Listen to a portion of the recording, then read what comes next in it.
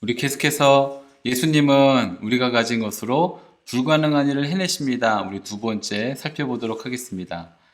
예수님이 어떤 분인가, 또 어떤 일을 하실 수 있는가에 대해서 우리 모두는 다 안다고 생각을 합니다. 근데 실제로 예수님의 전능하심에 대해서는 좀 우리가 알 수가 없죠. 그리고 주님이 얼마만큼 하실 수 있는지에 대해서 정확히 알지 못합니다. 그러다 보니 우리의 기도가 굉장히 제한적입니다. 그리고 우리는 이런 우리가 할 수 없다라고 생각하는 것뿐만 아니라 이거는 좀 힘들지 않을까라고 생각하는 부분, 그거까지는 주님께 기도하지 않지요. 이것이 우리의 믿음의 분량이라고 한다면 이런 것들을 넘어서시는, 그리고 가장 초월적인 모습을 우리 가운데 하나님이 하실 수 있음에 대해서 믿음을 주시는 사건들이 복음서에 많이 기록되어 있습니다. 그래서 이 오병이어 사건도 우리가 함께 살펴보면서 예수님이 어디까지 하실 수 있는가가 아니라 그냥 주님의 능력 자체가 무한하시다, 전능하시다는 것을 믿고 그분께 우리의 삶을 완전히 의탁하는 것, 이것을 우리가 배울 수 있는 좋은 시간들 될 수 있기를 간절히 바랍니다. 아마도 주님께 통제권을 내어드리면 주님이 이것을 주님의 마음대로 하신다고 생각하기 때문에 주님께 내어드리지 않는 경우도 있고, 또 반대로 주님의 능력을 너무 우리가 제한해서 우리가 주님을 너무 이렇게 뭐라 해야 될까요? 우리의 생각과 우리가 내린 하나님에 대한 정의라고 하는 그 세상 속에 가둬둬서 주님을 그렇게 굉장히 작게 만들어버리는 경향들이 있지요. 그런데 주님의 능력은 우리의 생각을 완전히 뛰어넘으십니다.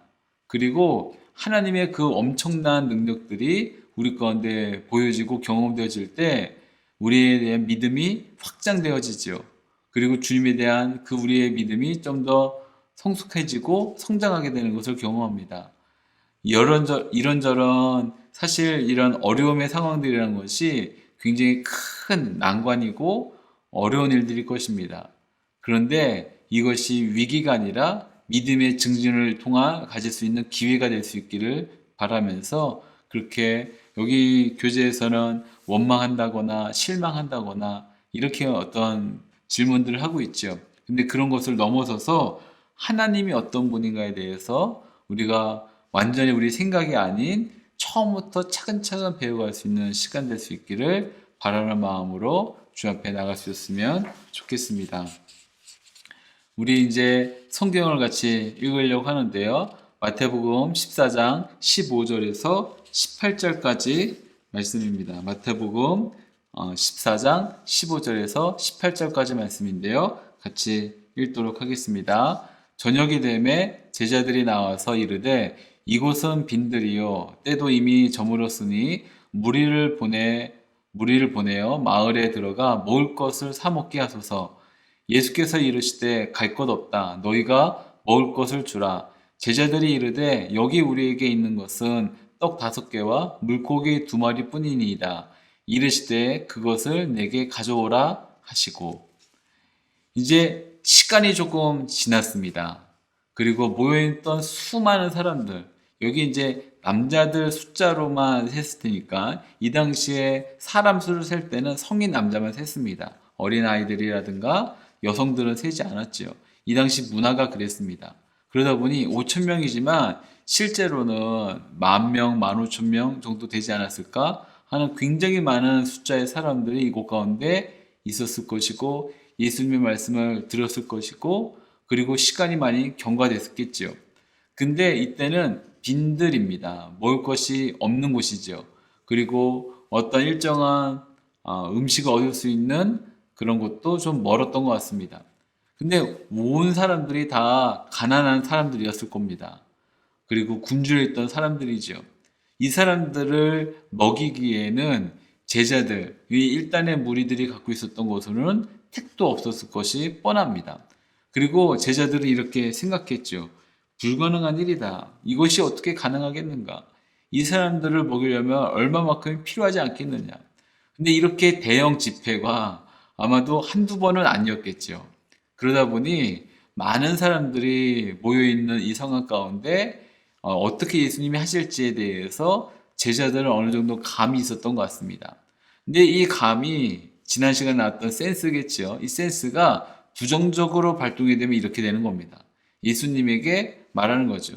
이 사람들을 돌아가서 밥을 먹게 합시다. 그리고 이 사람들을 재워야 됩니다. 그 사람들이 알아서 마을에 들어가 먹을 것을 사 먹게 해야 됩니다. 라고 말하는 거예요.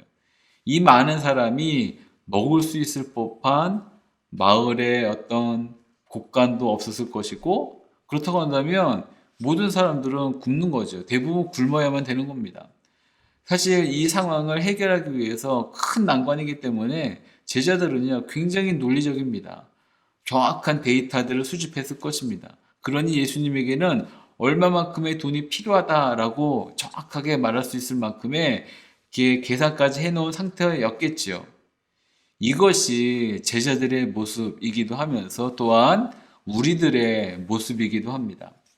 우리들은 늘 언제나 이것과 관련돼서 우리의 삶이 굉장히 치열한 어떤 시장의 한복판이라기보다는 아무것도 얻을 수 없는 광야의 한복판이라고 말하기 쉽습니다. 나의 삶은 그렇고 우리의 삶은 그렇고 그래서 먹을 것을 얻기 쉽지 않습니다. 차라리 경쟁을 하고 뭔가 싸워서라도 얻을 수만 있다고 한다면 그게 더 나을 텐데 그것조차도 발견할 수 없는 완전히 텅 비어 있는 그런 공간에 우리가 있는 것과 같다라고 말하기 쉽다는 것이겠죠. 또한 여러 가지 문제에 있어서 우리가 시간을 제한하기 쉽습니다. 이것은 너무 늦은 일입니다. 우리에게 벅찬 일입니다. 우리의 능력으로는 그 시간 안에 할 수 있는 것이 아무것도 없습니다라고 말하기 쉽죠. 또한 결정적으로 우리에게는 그만한 능력이 없다는 것입니다. 우리에게 그만한 재정이 없고 우리에게 그만한 어떤 물질이 없고 우리에게 그만한 것이 없다라고 말을 합니다. 그런데 예수님이 이렇게 말씀하시죠. 너희에게 있는 것을 가지고 오라. 복음서에 따르면 이 말씀을 여러 번 걸쳐서 이렇게 말씀하십니다. 그런데 저 개인적으로 말씀 가운데 가장 깊이 와닿았던 것이 무엇이냐면 너희에게 있는 그것을 주라라는 것이었습니다. 너희에게 있는 그것을 주라. 우리는 보통 우리에게 없는 것을 주려고 합니다. 내가 생각하는 그들에게 필요한 그러나 나에게 없는 것이 그들에게 필요한 것이기 때문에 줄 수 없다라고 말하는 것이 대부분이죠. 그러다 보니 선을 딱 긋습니다. 저에게 그들이 원하는 것을 줄 수 있을 만한 능력이 없고 그러다 보니 우리는 그것을 줄 수 없는 사람들입니다 라고 말을 하죠. 근데 예수님은 그들이 무엇을 원하는지 보다 너희가 갖고 있는 그것을 주라 라고 말씀하십니다. 사랑하는 여러분, 우리가 갖고 있는 것이 무엇이겠습니까? 이 말씀에 대한 오해가 그리고 상황에 대한 오해가 초대교회를 보면 예수님이 부활 승천하시고 난 이후에 성령의 강림 사건을 통하여서 이들 가운데 일어나게 됩니다. 완전히 생각이 바뀌죠. 그리고 그들의 선언과 고백이 바뀝니다. 이제 베드로와 요한이 성전의 아름다운 문이죠. 미문을 지나쳐 이제 성전에 기도하려고 올라가려는데 그때 그 아름다운 문에 날 때부터 앉아 있었던 안진뱅이였던 사람을 보게 됩니다. 그리고 그에게 가까이가 예수님의 마음과 똑같이요. 불쌍한 마음을 여긴 겁니다. 그 불쌍한 마음으로 그를 주시하여 주목하여 본 것입니다. 그때 이 안진뱅이가 그들을 보면서 보아하니 옷도 허름하고 당신과 너희가 그렇게 크게 처지가 다를 것 같지 않은데 도대체 무엇을 줄 수 있을까 하고 쳐다봤을 때 베드로가 이렇게 말합니다. 당신이 이 말을 제가 좀 각색을 한 겁니다. 번역을 따로 한 겁니다. 풍성한 의미 부여를 더한 겁니다. 당신도 보다시피 당신이 원하는 것을 우리가 줄 수 있을 거라고 기대하지 않는 것, 이게 아니겠습니까? 우리는 은과 금을 당신에게 줄 수 있을 법한 사람이 아닙니다. 그리고 우리에게는 은과 금이 있지도 않습니다.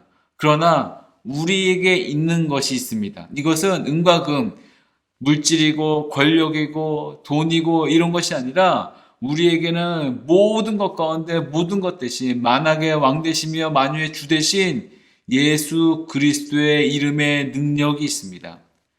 그래서 우리에게 있는 것을 당신에게 줍니다. 곧 나사렛 예수 이름으로 일어나 걸으십시오. 라고 말합니다. 일어나 걸으라 라고 말하는 것입니다. 그때 그가 일어나 걷습니다. 그에게 있는 것을 준 것입니다. 교회가 무엇을 줘야 되는가?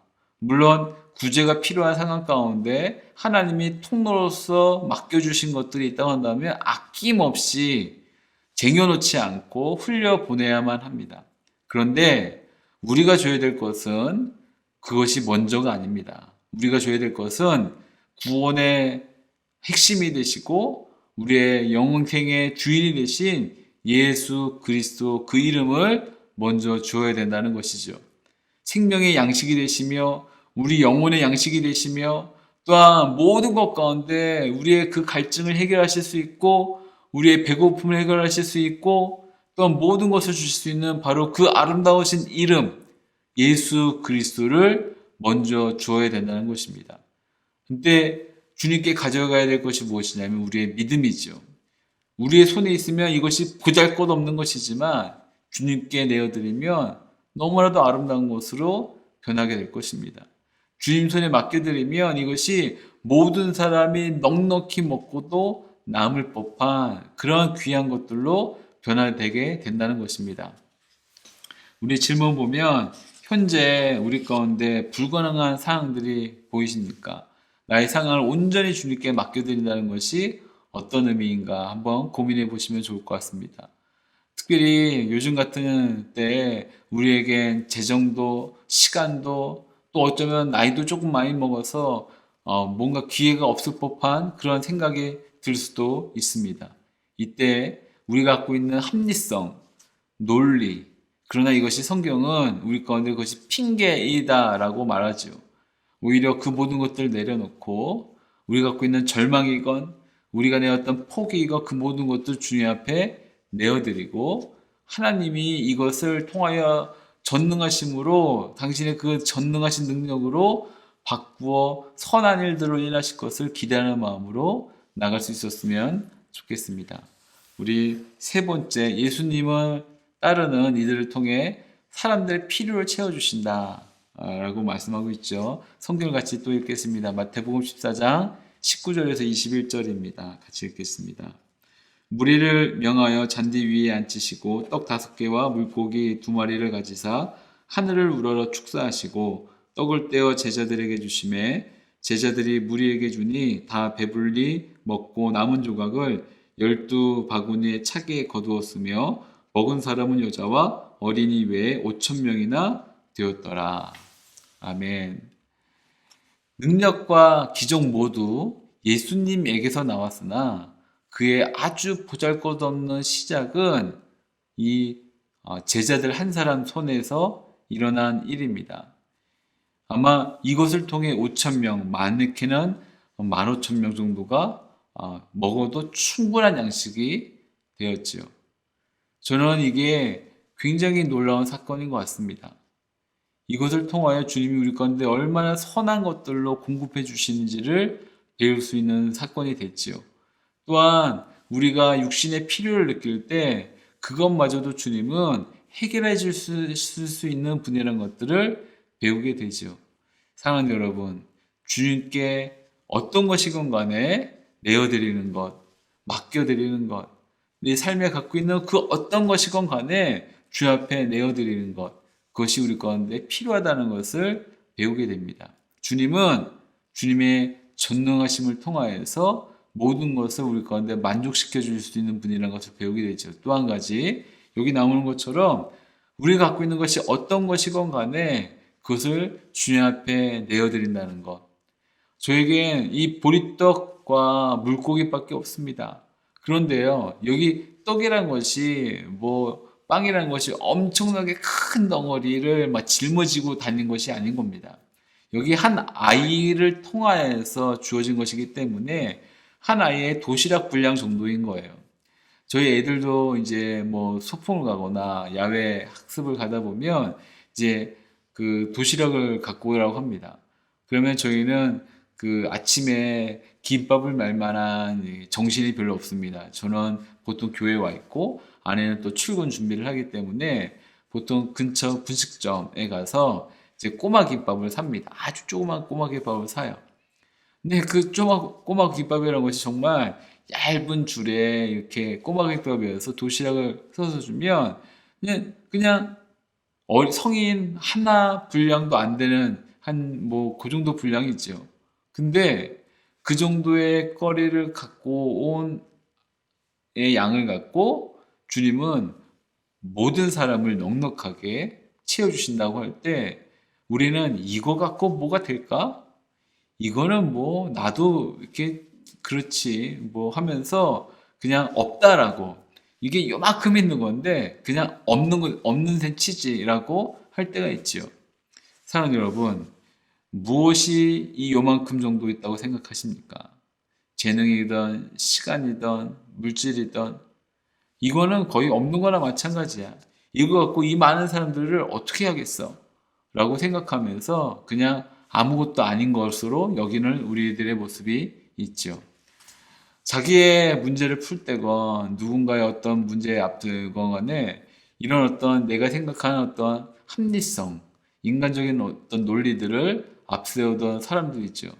근데 그 가운데 예수님이 보여주신 기적이 있습니다. 모든 사람이 넉넉하게 먹는 것이죠.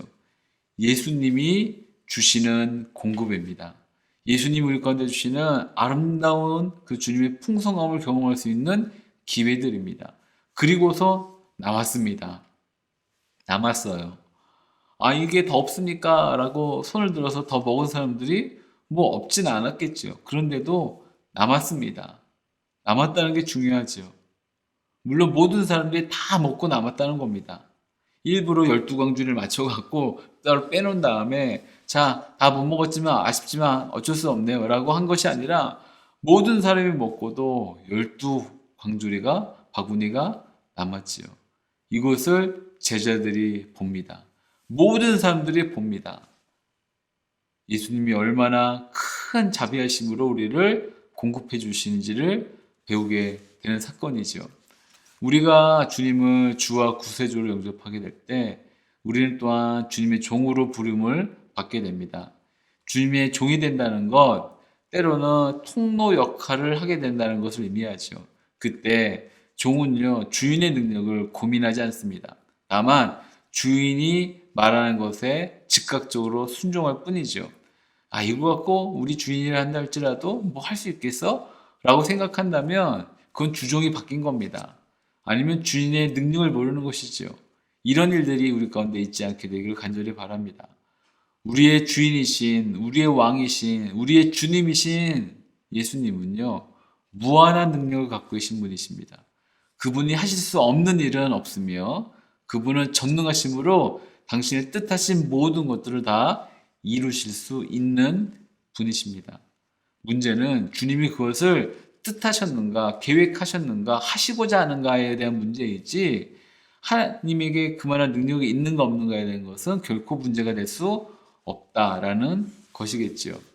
자, 우리 질문 가운데 93페이지 이런 질문이 있죠. 하나님은 어떤 사람을 어떻게 사용해 나에게 하나님을 드러내 주셨습니까? 라고 말할 때 한 가지입니다. 믿음으로 주님 앞에 나가는 자입니다. 이 믿음은 뭔가 이렇게 내가 뭔가 할 수 있다라고 하는 믿음이 아니라 하나님은 하실 수 있다라는 것에 대한 믿음입니다.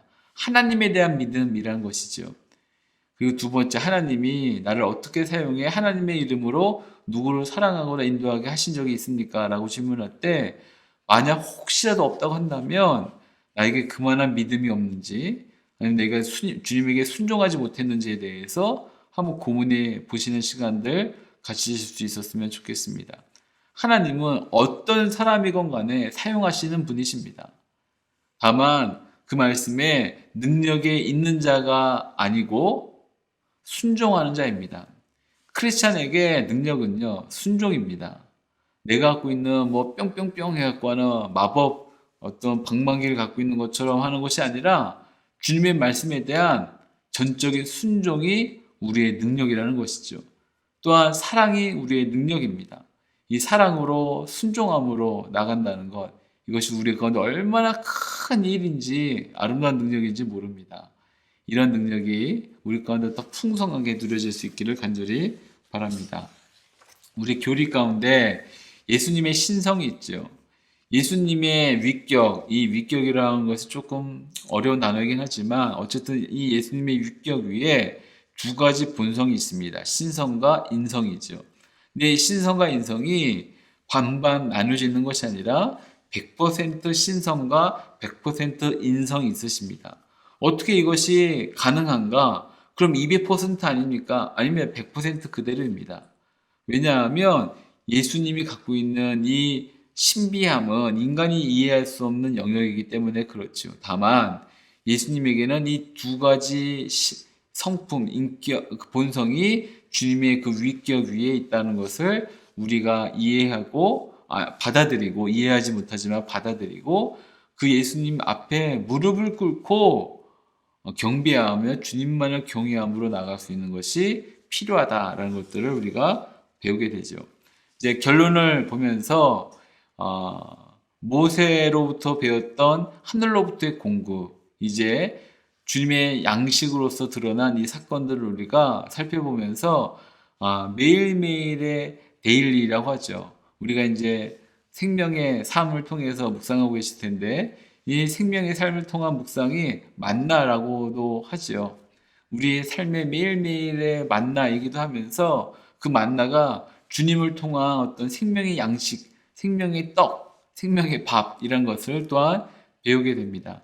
요한복음 6장에 이렇게 선포하십니다. 내가 생명의 양식이다. 내가 생명의 떡이다 라고 말씀해 주시죠. 이것이 요한복음에 따르는 오병의 사건 이후에 나오는 주님의 말씀입니다. 우리가 우리 육신의 것으로 우리의 속을 채우는 것이 아니라 주님의 말씀으로, 주님의 가르침으로 우리의 영혼을 채운다는 것이겠지요. 그렇다고 한다면 우리가 해야 될 일이 무엇이겠습니까? 날마다 주님을 말씀을 먹는 것입니다. 곱씹는 것입니다. 묵상하는 것입니다. 어쩌면 우리가 이제 마태복음에 등장하는 이 무리들 중 한 명으로 떡을 받아 먹고 주님의 국률하심을 느끼면서도 주님의 말씀이 정확히 어떤 뜻인지 파악하지 못하고 있을 수도 있습니다. 그러나 주님은 우리 가운데 그럼에도 불구하고 주시는 분이시죠. 이것이 저는 오늘 교제가 주는 것보다 더 제 개인적으로 와닿았던 내용입니다. 주님은 그럼에도 불구하고 주시는 분이십니다. 이제 이해하지 못하니 그러면 줄 수가 없구나 라고 하시는 분이 아니라는 것이죠. 주님은 그럼에도 불구하고 주시는 분이십니다. 그래서 죽어가고 길을 잃어 방황하는 이들 가운데 먼저 회복시켜 주시고 먼저 주시는 분이라는 것들을 배우게 되죠. 이제 부록에 있는 내용들을 좀 뒤에 한번 찾아보시면 좋을 것 같고요. 여기 빌리그레암 목사님이 하셨던 이 얘기가 있습니다. 기적 중의 기적은요, 삶이 변화되는 것입니다. 저는 이 말이 너무 좋습니다. 기적 중의 기적은 삶이 변화되는 것입니다. 능력을 경험하는 것이 아니라 우리의 삶이 변화되는 것이죠. 마음을 열고 하나님을 위해 살 때 일어나는 놀라운 일들입니다. 사람들이 당신 안에 계신 그리스도를 보고 있습니까? 그분의 사랑과 긍휼과 정결과 기쁨을 보고 있습니까? 그리스도께 온전히 맡기십시오. 그분의 성령으로 당신을 변화시키시도록 강구해 주님의 변화시키시는 그 능력의 기적을 증명하는 생생한 증인이 되십시오. 이러한 우리가 될 수 있기를 간절히 바랍니다. 그리스도와 연결을 통하여서 이스라엘 백성이 광야 가운데 굶주려 있을 때 하나님은 모세를 통하여서 만나를 주셨듯이 이제 모세보다 더 위대한 예수님을 통하여서 하늘에서 내려오는 떡을 우리 가운데 주실 뿐만 아니라 자신을 생명의 떡으로 주시는 이것을 경험할 수 있기를 또한 바랍니다. 우리 하나님의 계획 마지막을 보면서 이제 주님의 손과 발이 되라고 우리를 불러 주셨습니다. 우리가 그 부르신 가운데 어떻게 해야 되는가? 첫 번째, 예수님이 사람들의 필요를 채워주실 때 우리는 무엇을 해야 되는가? 어떤 역할을 하고 있기를 원하는가? 아까 잠깐 설명드렸다시피 움켜진 손이 아니라 우리의 손을 펼치는 것입니다. 주님은 우리의 손에 이렇게 주님께 달라고 했었을 때 이것을 넘치도록 주시는 분이십니다. 그때 이거 흐르면 안 되는데라고 이걸 움키는 것이 아니라 그냥 그것을 피는 것이죠. 그럼 주님은 계속해서 부어주실 것입니다. 주님의 계속해서 부어주신 지속적인 공급을 경험할 수 있기를 간절히 바랍니다. 두 번째, 예수님이 사람들의 필요를 채워주실 때 당신이 사용할 수 있는 재능과 자원을 한번 열거해 보십시오. 그것이 물질이건 시간이건 재능이건 어떤 것이건 간에 한번 적어보시면 좋겠습니다. 세 번째, 어떻게 하면 그리스도의 긍휼을 그리스도를 필요로 하는 사람들 가운데 보여주고 그리스도를 어떻게 구체적으로 증거할 수 있을까요? 이에 대해서도 한번 고민해 보시면 좋을 것 같습니다. 오늘 생명의 떡이시며 하늘의 떡으로 우리 가운데 임하신 주님을 또 살펴보았습니다. 이번 한 주간 동안 그렇게 주님을 더 깊이 묵상하고 주님을 경험할 수 있는 우리 모든 사람들 될 수 있기를 간절히 바랍니다. 수고하셨습니다. 다음 시간 다시 뵙도록 하겠습니다. 감사합니다.